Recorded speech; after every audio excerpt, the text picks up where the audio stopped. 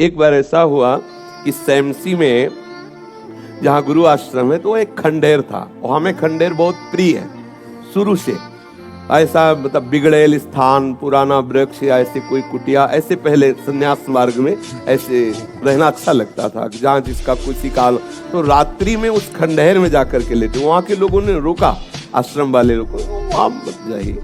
तो हम सोचा आश्रम के कई लोग यहाँ लेटते हैं तो बातचीत करेंगे, इसलिए एकांत जे ही गए तो अंदर मंत्र चल रहा था और एक छोटी सी टार्च सिराने, छोटी सी घड़ी दुप वाली, क्योंकि उससे पता चले ना तो मतलब टाइम का।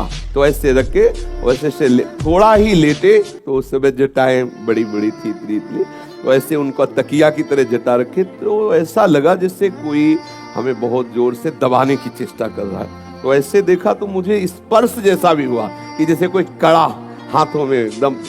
ऐसा कैसे हो सकता है? जब हम मंत्र जप रहे हैं तो कोई ऐसा कैसे हो सकता है कि कोई अशुभ आत्मा के छुए? तो टार्च लिया, बाहर निकले, कोई नहीं। मुझे लगा कि मेरी मानसिक बिगड़ेल बुद्धि हमको भयभीत करना चाहती है। नहीं मैं नहीं मान। एक मन ने कहा यहाँ से हटके, वहां से हमको जिद्दी स्वभाव था, नहीं देखूं कैसा क्या, फिर वही जाके सोए। थोड़ी ही देर में फिर स्पष्ट अनुभव हुआ कि ऐसे। तब हम बैठ गए तत्काल मंत्र जपते हुए। फिर हम कहा अब यहाँ ठीक नहीं है, क्योंकि बार बार विक्षेप डालेगा। मंदिर में गए, उन लोगों से कहा, बोले अब जानते कि वहाँ है, आप क्यों गए ऐसा?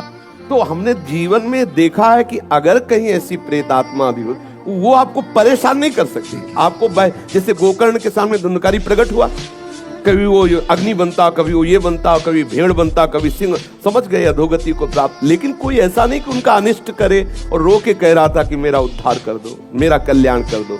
तो ये प्रेत आत्माएं भगवत धामवासी, भगवान नाम जापक वैष्णवों के प्रति अपना कल्याण करने के लिए आती है। किसी को भी कभी घबराना नहीं चाहिए। यदि कभी ऐसी परिस्थिति हो तो उच्च स्वर से नाम कीर्तन करने लगना, विश्वास करना, तुम्हें छू नहीं सकता कोई। ये हम इसलिए सत्ता नहीं मानते। जैसे कभी कोई प्रश्न करता है तो कह देते मेरे भगवान ही भूत रूप में आए। ये एक स्थिति है, एक भावना की स्थिति जो सत्य भावना है। वासुदेवा स्वरमिति, तो सब प्रभु ही है और सच्ची बात सब प्रभु ही है। लेकिन ये जो अगर हम उस स्थिति को नहीं पहुंचे तो पक्का समझ लो कि अगर प्रेत योनि का कोई भी जीव तुम्हारे सामने आता है और तुम भगवान नाम जप कर रहे हो तो तुम्हें कभी परास्त नहीं कर सकता।